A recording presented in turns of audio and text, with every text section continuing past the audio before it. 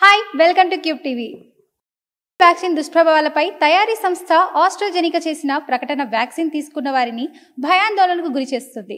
ఈరోజు దాని గురించి మన ప్రముఖ వైద్యులు డాక్టర్ రంగనాథం గారిని సీనియర్ న్యూరో సర్జన్స్తో మాట్లాడుకుందాం. Hi sir. సార్, ఇప్పుడు ఆస్ట్రాజెనికా టీకా తీసుకుంటే రక్తం గడ్డకట్టే ప్రమాదం ఏమైనా ఉందా సార్? ఇప్పుడు గత కొన్ని రోజులుగా అదే నడుస్తుంది సోషల్ మీడియాలో. అంటే దానికి ఒక సిండ్రోమ్ అని పేరు పెట్టారు, థ్రాంబోసైటోపెనియా సిండ్రోమ్. అంటే ఈ మాటలోనే దాని తాలూకు అర్థం కూడా ఉంది. థ్రాంబోసిస్ అంటే రక్తనాళాల్లో రక్తం గడ్డకట్టుకుపోవడం, రక్తం ప్రవాహం లేకుండా అడ్డకట్టపడడం. థ్రాంబోసైటోపెనియా అంటే నార్మల్గా శరీరంలో ఉండేటువంటి ప్లేట్లెట్స్ అనే కణాలు ఉంటాయి. రక్తంలో 3 మెయిన్ రక్త కణాలు ఉంటాయి: ఎర్ర రక్త కణాలు, తెల్ల రక్త కణాలు, ప్లేట్లెట్స్. ఈ ప్లేట్లెట్స్ అనేది రక్తం గూడు కట్టుకోవడానికి, అంటే ఏదైనా కట్ అయింది అనుకోండి, దానిని ఆపాలిగా, లేకపోతే మరి మనిషి జరిగిపోతాడు. అలాంటి గొప్ప ప్రక్రియను భగవంతుడు అమర్చాడు నార్మల్గా. అందుకోసం ఈ ప్లేట్లెట్స్ ఉపయోగపడతాయి. తాలూకా సైడ్ ఎఫెక్ట్గా వచ్చిన మనం ఏదైతే మాట్లాడుకుంటున్నామో టీటీఎస్ అని, అందులో థ్రాంబోసిస్ అంటే రక్తం బ్లాక్ అవ్వడం అన్నది ఒకటైనట్టయితే రక్తనాళాలు, ఈ ప్లేట్లెట్స్ కణాల తాలూకా సముదాయం సంఖ్యాపరంగా తగ్గిపోయింది అని, అందుకే దాని పేరు థ్రాంబోసైటోపెనియా అని అంటారు. ఇది మరి ప్రమాదకరమైన వ్యాధిగానే అంచనా వేస్తున్నారు. అది ఇందులో తెలియాల్సిందల్లా ఏమిటంటే, భారతదేశంలో ఎప్పుడో 2021 ఆగస్టు నుంచి ఈ వ్యాక్సిన్ ఇస్తున్నారు. మన దేశంలో ఇచ్చినటువంటి వ్యాక్సిన్లో కోవిషీల్డ్, కోవాక్సిన్, ఇంకా కోర్బివాక్సిన్ ఇలాంటివి చాలా ఇచ్చారు. స్పుత్నిక్ అని. కోవిషీల్డ్ అనేది దగ్గర 90% కోవిషీల్డ్ అందింది. ఈ చెప్తున్నటువంటి కాంప్లికేషన్ ఇంకొకటి ఏమిటంటే, 50,000 మందిలో ఒక్కరికి, అంటే 0.002, అంటే అంత తక్కువ. అంటే 10 లక్షల మందిలో తీసుకున్నట్టయితే ఇది వ్యాక్సిన్ ఒక 6-7 వస్తుంది. అంటే ఎంత తక్కువ శాతం. అయితే ఇప్పుడు ఈ గగ్గోలంతా ఎందుకు అనంటే, ఇంగ్లాండ్లో ఈ కోవిషీల్డ్ తీసుకున్నటువంటి, ఎందుకంటే దీని తాలూకా ఈ కోవిషీల్డ్ తయారైంది ఎక్కడ, బేసికల్గా ఇంగ్లాండ్లో. ఈ ఆస్ట్రాజెనికా అన్నది ఒక ఇంగ్లాండ్ స్విస్ దేశం తాలూకా మేలిక లేకున్నటువంటి సంస్థ. ఆక్స్ఫర్డ్ యూనివర్సిటీ వాళ్ళ తాలూకు సౌజన్యంతో జరిగింది. అక్కడ తయారైంది. మనం భారతదేశంలో దాని పేరు మార్చి కోవిషీల్డ్గా మనం ఇక్కడ వాడాము. ఈ కోవిషీల్డ్ వల్ల ఇంగ్లాండ్లో ఎప్పుడో 2021లో కొన్ని ప్రమాదాలు జరిగాయని దగ్గర 158 మంది కోర్టుకు వెళ్ళారట.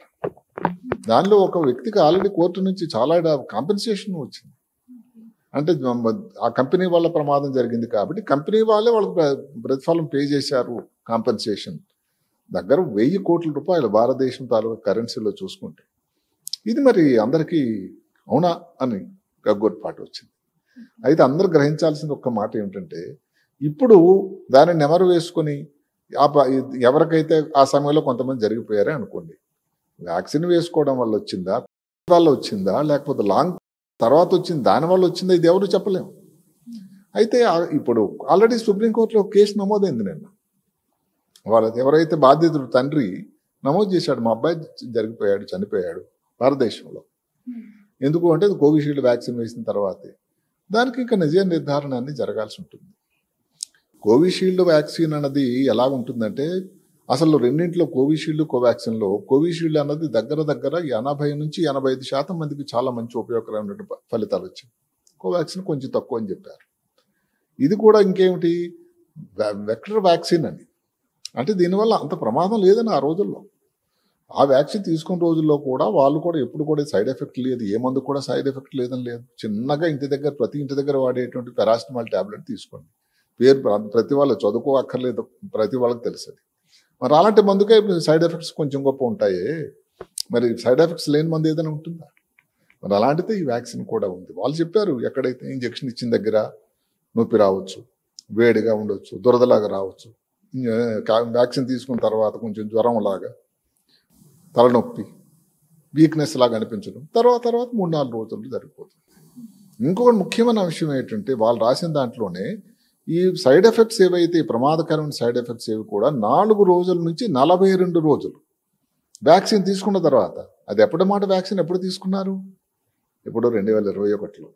ఇప్పుడు దాని గురించి దానిని తవ్విదీసి తీయడం అన్నది, అది ఎంత దానివల్ల బయటకు వస్తుంది నిజాలని మనం చెప్పాల్సి ఉంటుంది. ఇది కోర్టులో ఈ విషయం ఉంది కాబట్టి మనం దాని గురించి మనం మాట్లాడేటువంటి హక్కు మనకు లేదు. వ్యాక్సిన్ తీసుకున్న కొంతమందికి గుండెపోటు వచ్చే ప్రమాదం ఏమైనా ఉన్నాయా సార్?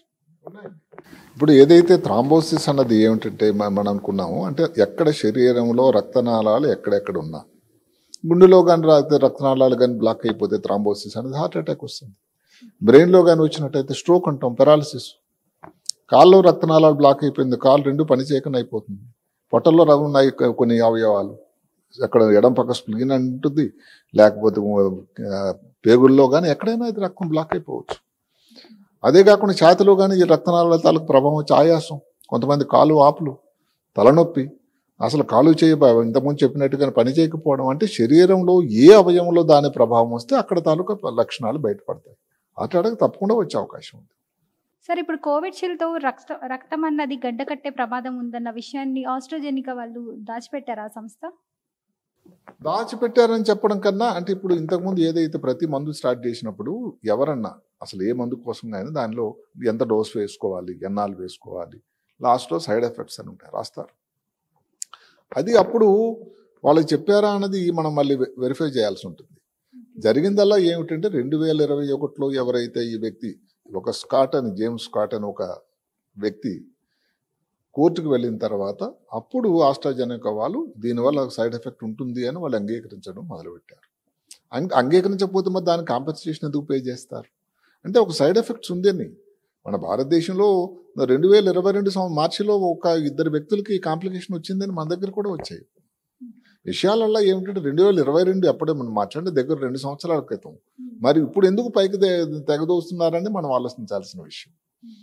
అప్పుడు 2 వ్యక్తులు అంటే యువకులకి ఇద్దరికి అదేంటి గుండెపోటు కాదు, వాళ్ళకి మెదడు లోపల రక్తనాళాలు, చెడు రక్తం తీసుకెళ్లేటువంటి రక్తనాళాలు ఉంటాయి, వీన్స్ అని, అవి బ్లాక్ అయిపోవడం, దాన్ని కార్టికల్ వీనస్ థ్రాంబోసిస్ అంటారు. అది రావడం, ఒక వ్యక్తి అయితే తొందరగా రికవర్ అయ్యాడు, ఒక వ్యక్తి ఇంకా రికవర్ అవుతున్నాడు అని అది ఎప్పుడు మార్చి 2022లో ఒక పరిశోధన పత్రం వచ్చింది. అందువల్ల ఇప్పుడు ప్రాబ్లమ్స్ అన్నది అలాగే కొన్ని దేశాల్లో ఉన్నాయి. ఈ ప్రాబ్లం వచ్చిన తర్వాత ఎవరికన్నా ఏ దేశంలో ఉన్నా దీని తాలూ కాంప్లికేషన్ వచ్చేదానికి వ్యాక్సిన్ వల్ల ఎంత అవకాశం అయితే లేకపోలేదు. సార్, యాక్చువల్లీ ఇప్పుడు ప్లేట్లెట్స్ అన్నది ఎంత ఉండాలి, వైట్ బ్లడ్ కార్పసల్స్ కానీ ఆర్బీసీ కానీ ఒకసారి చెప్తారా? ఇప్పుడు ఆర్బీసీ అని అనుకోండి, అది కొంచెం మిలియన్లో ఉండాలంట. డబ్ల్యూబీసీ అనుకోండి దగ్గర 10 నుంచి 12 వేలు, కొన్ని ల్యాబ్లో 11,000 అంటాం. ప్లేట్లెట్స్ అనుకుంటే 2 నుంచి 2.5 లక్షలు అంటాం. ఇట్లా ఒక రఫ్గా ఉంది అది. సో ఇందులో లక్షల్లో కానీ ఇప్పుడు మా ప్రమాదం ఎప్పుడు చెప్తాము, 50 నుంచి 40 వేలకు తగ్గినప్పుడు ప్లేట్లెట్స్ తగ్గాయని చెప్తాం మనం. అట్లా ఇందులో ఏమిటంటే సంఖ్యాపరంగా చాలా తగ్గింది, అందువల్లే ప్రమాదం అని దానికి థ్రాంబోసైటోపినియా అని నామకరణం చెప్తారు. అయితే ఈ కోవిడ్షీల్డ్ వల్ల ఇలాంటి కాంప్లికేషన్స్ ఎవరెవరికి వచ్చాయి సార్ సమస్యలు? ఎవరైతే బెడ్ రిడన్ పీపుల్, అది శాస్త్రం అని చెప్పారు వాళ్ళు, అంటే బెడ్ మీద అలా ఉన్నారు కానీ ఏదైనా కారణాల వల్ల హాస్పిటల్ అడ్మిట్ అయిన వాళ్ళు కానీ, అదే కాకుండా కోమార్బిడ్ ఫ్యాక్టర్స్ అంటే ఏమిటి, ఈ ముందు చెప్పుకున్నటువంటి షుగర్ కానీ, బీపీ కానీ, లేకపోతే ఈ ఎవరికైనా ఆర్గాన్ ట్రాన్స్ప్లాంట్ అంటే ఏదైనా కిడ్నీ కానీ లివర్ కానీ మార్పిడి జరగడం కానీ, ఆ తర్వాత వాళ్ళకి కోవిడ్ వచ్చినా, వాళ్ళకి కోవిడ్ వ్యాక్సిన్ ఇచ్చినా అందువల్ల ప్రాబ్లం వస్తుంది అని. ఇంకొక ముఖ్యమైన విషయం ఏంటంటే కోవిడ్ వ్యాక్సిన్ మనం ఏం చెప్పుకున్నా 2 వ్యాక్సిన్ తీసుకోవాలి, తర్వాత బూస్టర్ డోస్ తీసుకోవాలని. అసలు కాంప్లికేషన్స్ అన్ని మొట్టమొదటి వ్యాక్సిన్ డోస్కే వస్తాయి, తర్వాత రెండో డోస్కి అసలు ఇంకా తగ్గిపోతాయి. లాస్ట్ అసలు మినిమం వచ్చేది బూస్టర్ డోస్కి. సో ఇవన్నీ ఎప్పటి మాట 2021 మాట. ఇప్పుడు వ్యాక్సిన్ తీసుకున్న తర్వాత ఎంత కాలానికి సమస్య అన్నది వస్తుంది సార్? అదే చెప్పాను, 4 నుంచి 42 రోజులు అని చెప్పాను. 1 మంత్ అనుకోండి. అంటే వచ్చినట్టయితే దానికి అసలు కూలంకషంగా చెప్పాలంటే ఎంత తొందరగా అయితే అంత తొందరగా. దీనికి ఒక కారణం కూడా లేకపోలేదు. ఇప్పుడు మామూలుగా ఈ వ్యాక్సిన్ అనేది భుజంలో ఉండేటువంటి డెల్టాయిడ్ అనే ఒక కండరం లోపలికి ఇవ్వాలి. ఇప్పుడు ఏదైనా కారణం వల్ల బై ఛాన్స్ అనుకోండి, అప్పుడు లక్షల మంది ఎంతోమంది ట్రైన్ అయిన వాళ్ళు ఎన్ని కోట్లు ఇవ్వాలని కదా తొందరలో ఉన్నారు అప్పుడు ఇంక వ్యాక్సిన్లు. బై మిస్టేక్ కానీ ఎవరికి రక్తనాళం లోపలికి వెళ్ళిపోయింది అనుకోండి, ఈ వ్యాక్సిన్ ఉండాల్సింది కండరంలో, అక్కడ ఉండే రక్తనాళంలోకి వెళ్ళిపోతే అక్కడ వచ్చి ఇలాంటి ప్రమాదం జరిగి ఉంటుంది అని ఇప్పుడు అందరూ సైంటిస్టులు అందరూ చెప్తూ ఉన్నారు. రక్తంలోనికి ఒకవేళ వెళ్ళిపోయినట్టయితే అక్కడ ఒక PF4 అని ఒక ఇది ఉంటుంది, ప్రోటీన్, ప్లేట్లెట్ ప్రోటీన్ అని.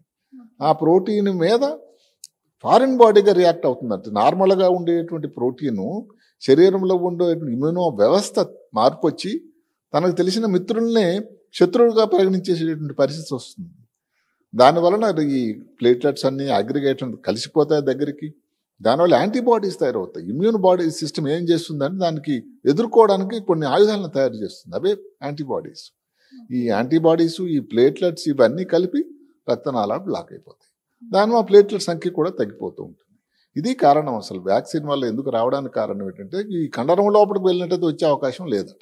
సార్ ఇప్పుడు ఆస్ట్రాజెనికా కంపెనీయే కాకుండా వేరే కంపెనీ నుంచి కూడా ఏమైనా వ్యాక్సిన్ వల్ల ప్రమాదం ఏమైనా ఉంటుందా? ఇలాంటి ప్రమాదం వచ్చిందని ఇప్పుడు అది కూడా శాస్త్రం చెప్తుంది. జాన్సన్ అండ్ జాన్సన్ కంపెనీ ఉంది, చాలా ప్రఖ్యాత కంపెనీ, అది కూడా విదేశీ కంపెనీ, మల్టీనేషనల్ కంపెనీ.